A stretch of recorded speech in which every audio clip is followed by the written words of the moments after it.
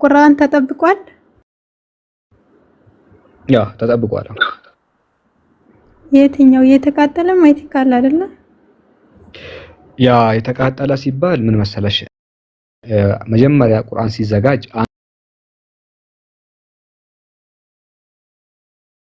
አንድ ወጥ የሆነ ኮፒ አለ። ማለትም ሰሃቦች ከቃላቸው ከሸመደዱት ከአእምሯቸው ከሸመደዱት ወጥ አድርገው ያዘጋጁት አንድ ቁርአን አለ። ኦሪጂናል ቁርአን ነበረ። ነገር ግን ሰዎች ኮፒ ሲያደርጉ የአረብኛ ቋንቋ ሰፊ የሆነ ቋንቋ ነበርና በራሳቸው መረዳት ምናምን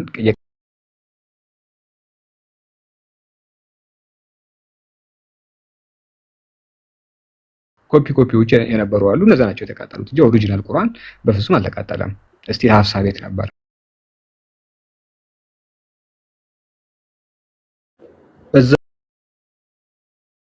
እዛው ሐዲስ ላይ ነው። እዛው ሐዲስ ላይ ኮፒዎቹ ተቃጠሉ፣ ኦሪጂናሉ ሀሳብ ቤት ተቀመጠ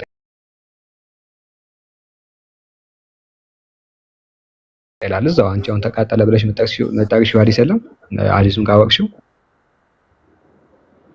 እዛው ላይ አንቺ ለምሳሌ የምትይው እዛው ሐዲስ ላይ ኮፒዎቹ ተቃጠሉ፣ ኦሪጂናሉ ተቀመጠ ነው የሚለው እዛው ሐዲሱ ላይ ማለት ነው። ሐዲሱ መጣቂ ከሆነ ኦኬ፣ እዛው ላይ ነው የሚናገረው። ማስረጃው ምንድን ነው የሚለው እዛው ሐዲሱን ካወቅሽው እዛው ሐዲስ ላይ ክርስቲያኖች ከሰጡሽ እዛው ሐዲሱን አንብቢ። እዛው ሐዲሱ ላይ ኦሪጂናሉ ተቀመጠ፣ ኮፒዎቹ ተቃጠሉ ነው የሚለው ማስረጃ እዛው አንቺ የጠቀስሽው ሐዲስ ነው። ሐሳብ ካላችሁ ቀጥሉ ወንድሞች። ጀዛከላ ሳላ ማርታ ማከፈለች ያው እዚህ ከፍቼልሻለሁ። እሺ ተመልከቹ። ጀዛከላ ሳላ ገልጸዋል። ቁርአናችን ያው ጀማ የተጠበቀው በቃልም በጽሁፍም ነው። እንግዲህ አንድ ክርስቲያን መጥቶ ቁርአን ተበሩ ዛይ መልኩ ሆነኛ ሙስሊሞች የምናደርገው ምንድነው? አንድ በቃል የመጣ ቁርአን አለ። በቃል ላይ ተላልፈል ቁርአን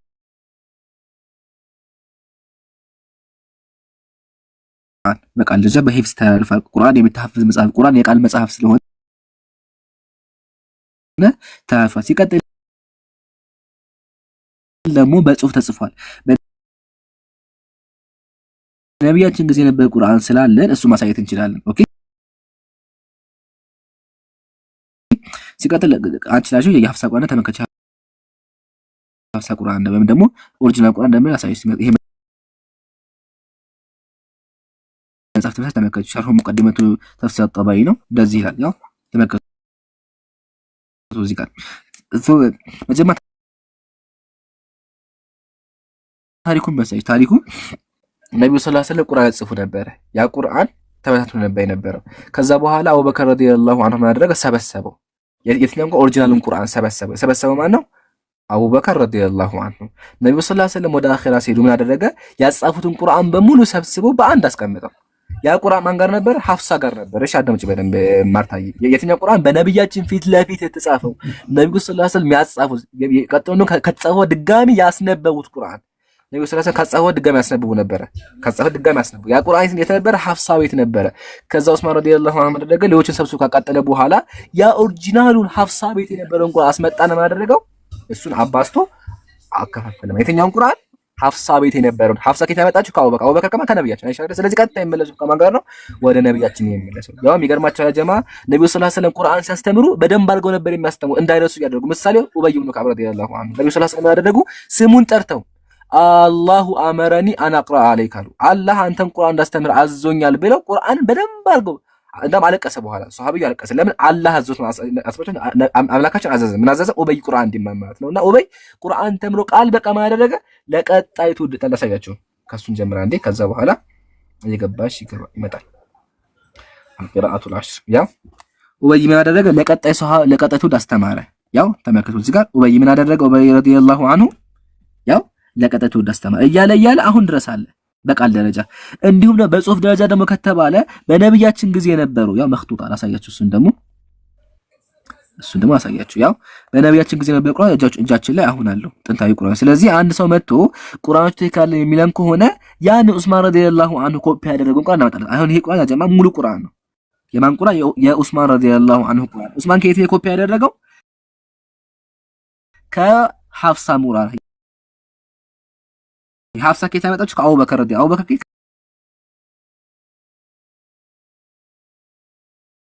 ከነቢያችን አይጋችኋል። ቀጥታ ማን ጋር? ነቢያችን ጋር ነው የሚሄደው። ስለዚህ አንድ አካል መጥቶ ቁርአን ተበረዘ የሚል ከሆነ ያው እዚህ ጋር እናመጣለታለን።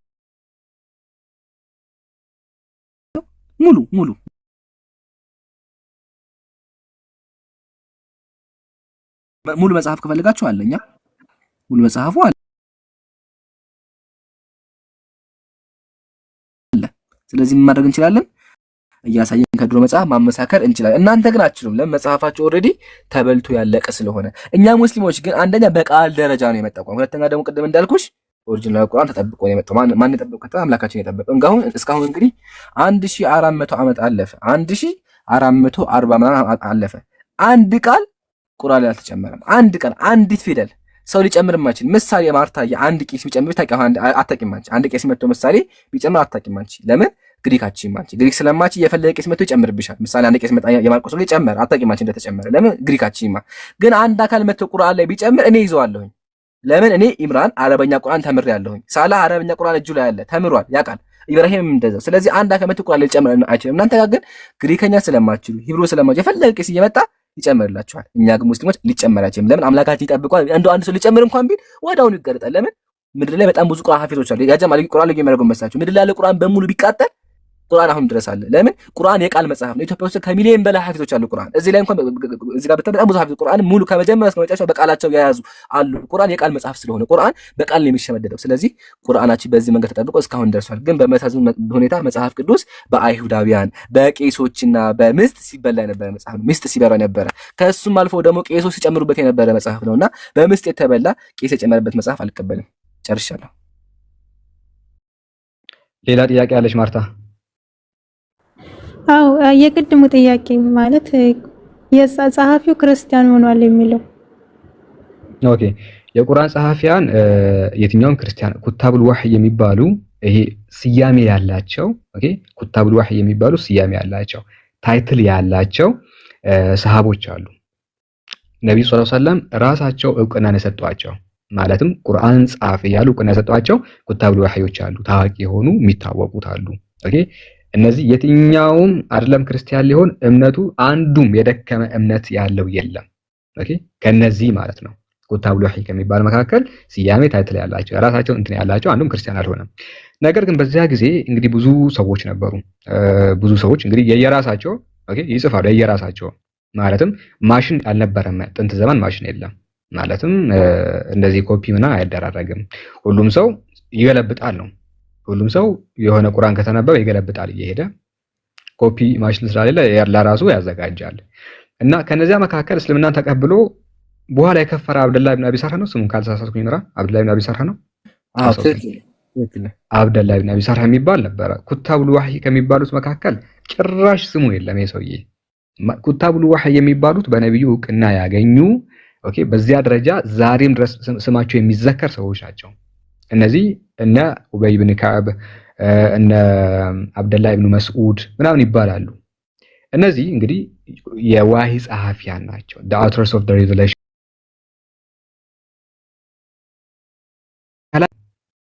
ምን ሆኖ ነው ተብሎ አሁንም ይቀብሩታል። ምድር ትተፈዋለች። አሁንም ይቀብሩታል። ምድር ትተፈዋለች። ይቀብሩታል፣ ትተፈዋለች። ሰዎቹ ተሰላቹ። ኦኬ ሰዎቹ ተሰላቹና መጨረሻ ላይ ትተውት ሄዱ። ይሄ አላህ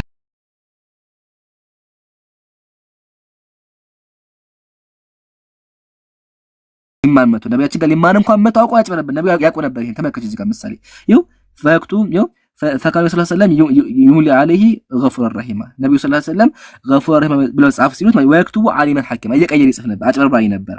ከዛ ከጻፈ በኋላ ነብዩ ካስተማሩት አውቆ ማደረግ ከፈረ። ነብዩ ያውቁ ነበር ይሄን። ከዛ ከከፈረ በኋላ ምን አለ? ላ የድሪ ሙሐመድ ኢላ ማ ከተብቱ ለሁ አለ። ነብዩ መሐመድ እኮ አያውቁም እኔ ነኝ ያስተማርኳቸው አለ። አያችሁ አይደል? ጽፎ እኮ ነው። ገባችሁ ዓላማው? ስለዚህ ዓላማው ምንድን ነበር? ሰውየው መጀመሪያ ሙስሊም ሆነ አውቆ ከዛ በኋላ ቁርአን ተማረ። ቁርአን ሲማር እንኳን ይጽፍ ነበር፣ ያጭበረበር ይጽፍ ነበር። ነብያችን ያውቁ ነበር፣ ዝም አሉት። ከዛ በኋላ ከፈረ። ከከፈረ በኋላ ምን አለ? ለጓደኞቹ ሂዶ ነብዩ እኮ እኔ ከጻፍኩላቸው ውጭ አያውቁም ያለ ማጭበርበር ጀመረ። ከዛ ሰውየው ሞተ። ከዛ ከሞተ በኋላ ተቀየው ተመከተ فاصبح الارض قلفظته ተቀበረ። ሲቀበር መቃብር ተፋ፣ ከመቃብር ወጥቶ ተገኘ። ከዛ ክርስቲያኖች ምን አሉ? ይሄማ ነብዩ ናቸው እንደዚህ ያደረጉት አሉ። ነብዩ እኮ ሲከፍርባቸው ቆፍሮ ከመቃብር አውጥቶ ዋሹ ድጋሚ። ከዛ ድጋሚ አደቀው በጣም ቆፍሮ ቀብረውት ድጋሚ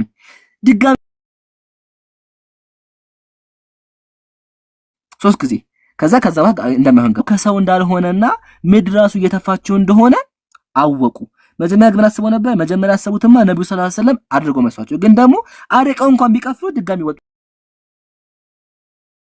ተገኘ። ከዛ በኋላ ምን አወቁ? ያው ፈዓሊሙ አነሁ ለይሰ ሚን ሱኢ ናስ ከሰው ስራ እንዳልሆነና አምላክ ራሱ እየቀጣው እንደሆነ አወቁ። ስለዚህ ታሪኩ ይሄን ይመስላል እንጂ የቁርአን ጸሐፊ ራሱ የሚባል አካ አይደለም። ግን መቶ ቁርአን ተምሮ ነበር። አዎ ተምሮ ነበር። ግን ሲማር እንኳን እያጭበረበረ ነበር የሚማር የሚጽፈው። ከከፈረ በኋላ ደግሞ ሰዎችን ያስተማረ ሙቶም ራሱ ተአምር ታየበት። ተአምር ታየ። ሰዎች ተአምር አዩ። ለምን ምድር ድረስ ተፋችሁ። ስለዚህ ሰዎች ራሱ ምን አወቁ? ይሄ ነገር ውሸት እንደሆነና የሰው ስራ እንዳልሆነ አወቁ።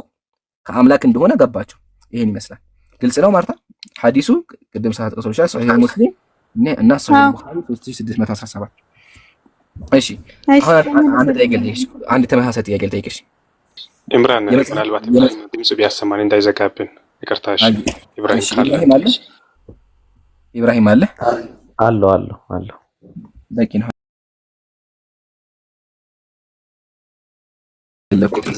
እዛው ላይ አለ። ያው ከፍቹ ዘጋ ጸሐፊው መኃልየ ሰለሞን እንደሆነ ይናገራል። ኢብራሂም ወይም ደግሞ ያኛው የመጽሐፍ ቅዱስ እንትን ካላችሁ ክፈቱት አንዴ። ሰለሞን ጻፈው የሚለውን እናሳያት። እሺ ሰላም ከወጣላ ግን አሁን ይጻፍ ግን ለምሳሌ ጣዖት ቢያመልክ ወደ እግዚአብሔር ተመልሶ ነው አይደለም ከጻፈ በኋላ ጣዖት ያመለከው። ከዛ ሲሸመግል ማለት ነው ሰውየው ቀምጫኝ ነው ወይም ደግሞ ብዙ ሚስቶች አሉትና ከዛ በኋላ ምን ሆነ መሰለሽ ሊሞት አካባቢ እያለ ጣዖት አምልኮ ሞተ። በቃ እያረጀ ሲመጣ ጣዖት ማምለክ ተመቸውና ጣዖት አምልኮ ሰለሞን ጣዖት አምልኮ ሞታል። አዎ ጣዖት አምልኮ ነው ሞታ። እሱን እንጠይቃለሽ ልስጥሽ ማስረጃው። ግን መጀመሪያ ሰለሞን እንደጻፈ ላሳይሽ። ያው ምሳሌ ተመክት መጽሐፍ ምሳሌ መጽሐፍ ቅዱስ ያው መጽሐፍ እሺ ያው መጽሐፍ ቅዱስ ታይሽ መጽሐፍ ቅዱስ መጽሐፍ ቅዱስ ተመክት መጽሐፍ ምሳሌ እንደዚህ ይላል። መጽሐፉ ገና ከእርሱ ላይ ጸሐፊው ሰለሞን መሆኑ ቢገልጽም ያለሽ ጸሐፊው ማን ነው አለ? ሰለሞን። ስለዚህ የእግዚአብሔር ቃል ጻፈው ማን ነው? ሰለሞን ነው አይደለ? ሰለሞን ተመልከች፣ ሰለሞን ጣዖት አምላኪ ነበረ። አንቺ ባወጣችሁ ተመልከች፣ መጽሐፈ ነገሥት ቀዳማዊ እንደዚህ ይላል። ነበረ ሆኖ እሺ፣ ሲሞት ጣዖት አምላኪ ነው። ተመልከች፣ ለእርሱ ወይዛዝርት የሆኑ 700 ሚስቶች፣ አንቺ 700 ሚስት ነበር የነበረው። ጉድ እኮ ነው። 300 ዕቁባቶች ነበሩት። ሚስቶቹም ልቡን አዘነበሉ። ሰለሞንም ሲሸመግል ሚስቶቹ ሌሎችን አማልክት ይከተል ዘንድ ልቡን አዘነበሉት። የአባቱ የዳዊት ልብ ከሱ ከእግዚአብሔር ፍጹም እንደነበረ የሱ ልብ አልነበረም። ሰለሞንም የሲኖዶሳውያን አምላክ አስታሮስን የአሞናውያን እርክሶት ሚልኮን ተከተለ። በዚያም ጊዜ ሰለሞን ለሞዓብ እርኩሰት፣ ለካሞች ጣዖት ናቸው እነዚህ ለአሞንም ልጆች እርኩሰት ለሞልካ በኢየሩሳሌም ፊት ለፊት ባለው ተራራ ላይ መስገጃ ሰራ። ጣዖት አምላኪ ሆነ።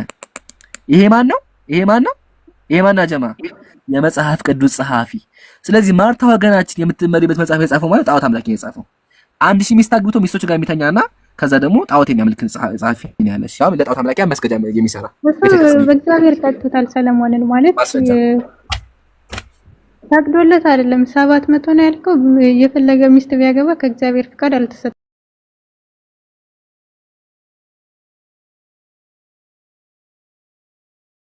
በቃ ጣዖት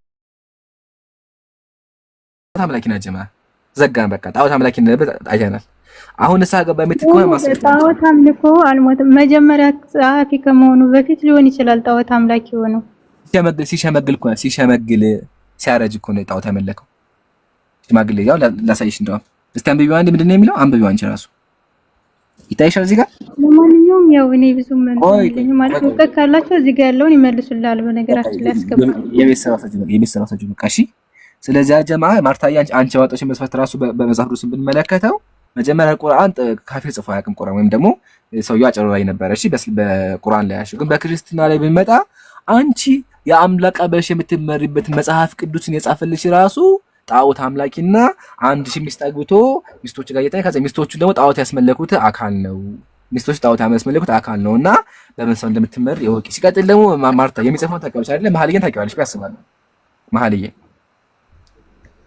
ግን ከሱ በፊት አንድ ነገር ላሳይሽ። ከሱ በፊት ተመከቺ። ይሄ የመጽሐፍ ቅዱስ ማብራሪያ ነው። እሺ እንደዚህ ይላል this personal ይሄ ግለሰብ ሰለሞን አለ became a public worshipper of abandoned idols አለ። በግልጽ በቃ በግልጽ ምን ሆነ አለ? ጣዖት አምላኪ ሆነ፣ የጣዖት ተገዢ ሆነ። ፐብሊክሊ በግልጽ ሁኔታ ጣዖት ያመልክ ነበር። እየወጣ ማለት እንደዚህ እየወጣ ሚስቱ ጋር እየሆነ ጣዖት ያመልክ ነበርና መጽሐፍ ቅዱስ የጻፈልሽ ምንድነው? ጣዖት አምላኪ የጻፈልሽና በጣዖት አምላኪ የተጻፈ መጽሐፍ እንዴት ትከታያለሽ? እሺ አንድ ጥያቄ ደግሞ ልጠይቅሽ የመጨረሻ የቤት ስራሽ ወገናችን ይገርምሻል። ሰለሞን እንከት ያላቸው ጋር አስገባና እነሱ ይሄንን ይመልሱላል። እኔ ብዙም ስለ መጽሐፍ ቅዱስ አላውቅም። በቃ የቤት ስራ ሰጆች እናመሰግናለን። እሺ አመሰግናለሁ። እሺ ሌላ ጥያቄ አለ ማርታዬ?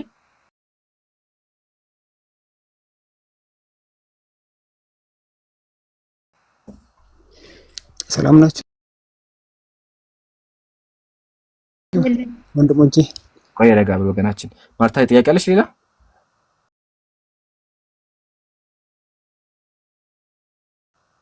የለኝም። ተመልካች አመሰግናለሁ።